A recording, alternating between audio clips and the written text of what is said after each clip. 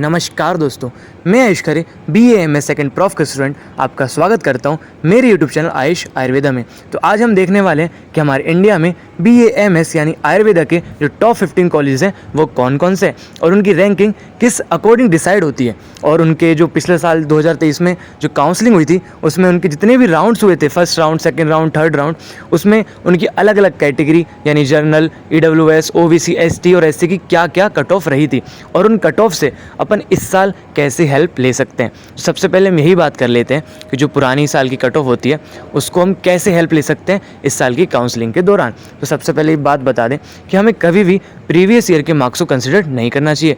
क्यों नहीं करना चाहिए? उसका सबसे बड़ा रीज़न ये है कि पेपर हमेशा जो लेवल होता है उसका वो कभी ईजी और कभी हार्ड और कभी मॉडरेट हो जाता है और बच्चे हमारे बढ़ ही रहे हैं, हमेशा स्टूडेंट बढ़ते चले जा रहे हैं, तो इस वजह से जो मार्क्स हैं वो ऊपर नीचे होते रहते हैं। तो हमें उनको कभी भी कंसिडर नहीं करना चाहिए, जबकि हमें कंसिडर करना चाहिए ऑल इंडिया रैंक को, क्योंकि ऑल इंडिया रैंक ज़्यादा ऊपर नीचे नहीं होती है।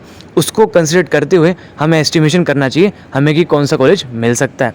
अब हम बता दें कि जो कॉलेज की रैंकिंग होती है वो किसके ऊपर डिपेंड होती है।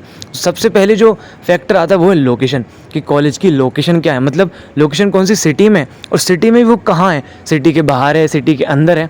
तो ये जो फैक्टर है, सबसे बड़ा फैक्टर तो यही है कि उसकी रैंकिंग किस अनुसार डिसाइड होगी। सेकंड जो फैक्टर आता है लोकेशन के बाद, जो सबसे बड़ा फैक्टर ये होता है कि वो इंफ्रास्ट्रक्चर में सब कुछ आ जाता है कि वो कॉलेज कितने साल पुराना है, और अगर वो पुराना भी है तो उसकी मतलब रैंकिंग थोड़ी ज़्यादा होती है। और फिर उस पर भी डिपेंड होता है कि उसमें डेवलपमेंट हो रहा है कि नहीं हो रहा, नई बिल्डिंग बन रही है कि नहीं बन रही, बाकी चीज़ें बन रही है कि नहीं बन रही। ठीक है, तो ये सेकंड फैक्टर था। अब थर्ड फैक्टर आता है फैकल्टी, मतलब उसमें जो टीचिंग स्टाफ है वो कैसा है, वो कितना एक्सपीरियंसड है।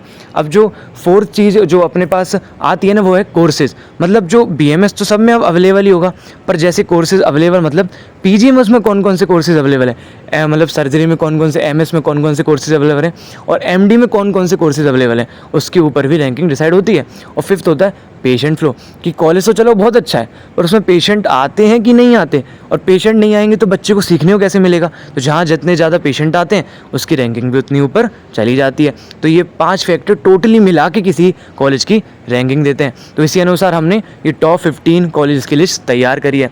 तो चलो शुरू करते हैं इनके सारे राउंड की जो कट ऑफ हर कैटेगरी के साथ।